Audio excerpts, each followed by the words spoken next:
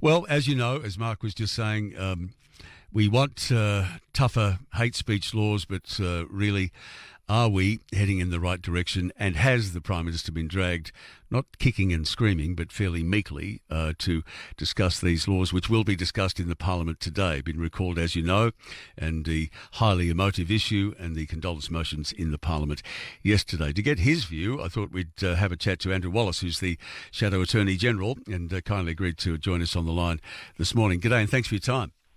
Good morning, Tim. Good morning to your listeners. Yeah, I think this is my first chat with you, so Happy New Year, and it's unfortunate it's in these sort of circumstances. So late night, early morning in the Parliament, was it?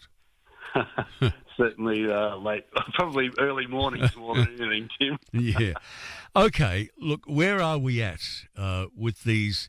And they seem to be watered down. I'm going to use the expression, to me, and I think to a lot of my listeners, the whole thing seems like a dog's breakfast when you debate this today. But where are we at with these laws? Well, Tim, that's a fair expression. I think Dennis Shanahan summed it up really well when the bill was first floated. He called it an omni-shambles, because that's exactly what it was.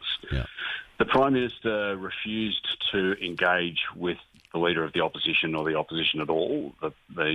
Susan Lee approached the Prime Minister before Christmas time and said, look, this is a moment of national unity. We need to work together on this. We need to get proper outcomes through our national security legislation. Yeah. The Prime Minister refused to do that. He, as we all know, he took 25 days after excuse in refusing to call a Royal Commission.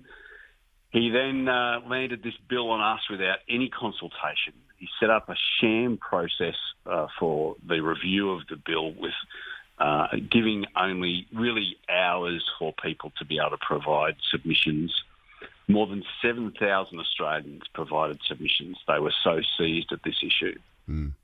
He refused to split the bill. We asked him to split the bill. He said it was unsplittable, but then when he realised that things were turning badly for him, he had a change of heart, split the bill. But still, look, there are many, many problems. We are still working on all of this. We're going to be standing up in a few hours, but I've got to tell you, the Prime Minister has made this very, very difficult. Yeah. Well, I mentioned Andrew, Valentina Polyachenko and Michael Britvan, who are Matilda's parents, little Matilda, and they're saying, I mean, these are people who are deeply hurting. When a government tries to rush any laws, especially after a tragedy like this, they're never good.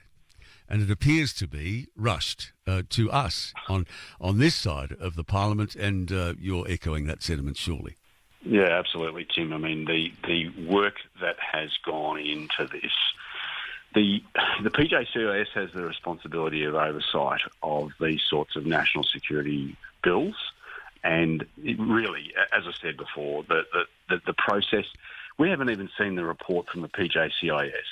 They're going to table their report this morning, and we're going to be debating this bill, in the minutes and hours following. So it is a shambles. It has been rushed, but look, we see that this is a moment of great importance for the country. We have been reluctant to just throw our hands up in the air and say, all too hard, as the Prime Minister has done. We're trying to be the adults in the room because national security is too important for politics, and that's exactly what the Prime Minister had, the way that he's approached this. Yeah. He's approached this from a political angle, not a pragmatic angle in the interests of the Australian community. Yeah. I'm reading today what Matilda's parents have had to say. Another survivor too, Yakov Tetelroyd, talking about the fact that he's going to have to forgive because he doesn't want to carry it around with him for the rest of his life. But, mate, look, we've all got memories. The pro-Palestinian rally on the bridge, the video of the nurses allegedly boasting about killing Israeli patients, the hateful speech that's been going on in Lakemba for years, not months. I mean, on and on it goes. Firebombing mosques. I mean, security guards outside.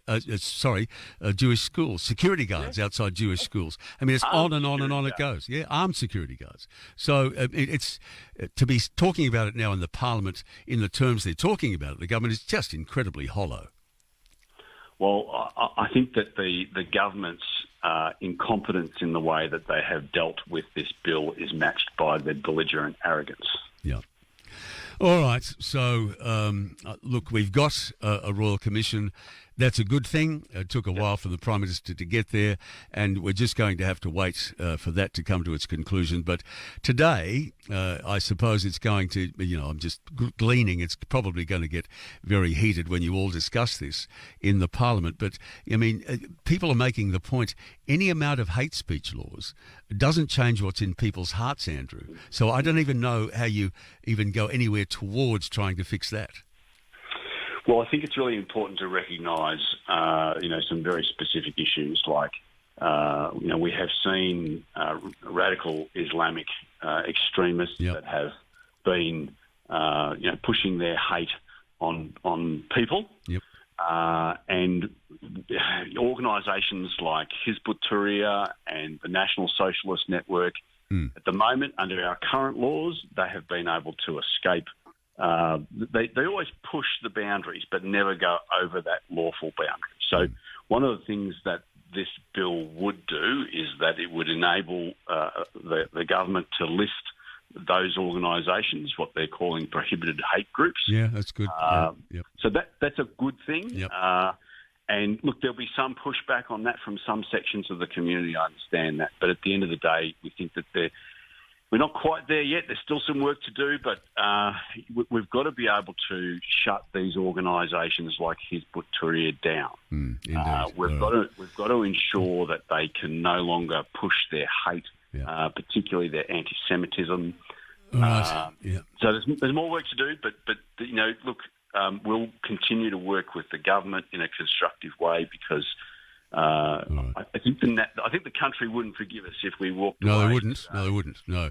Good luck today. It's a very important day in the history of the country. And thanks for sparing the time this morning. I appreciate it. Thanks, Tim. Good on you. That's the Shadow Attorney-General Andrew Wallace. Authorised by Andrew Wallace, LNP, Boccarina, Queensland.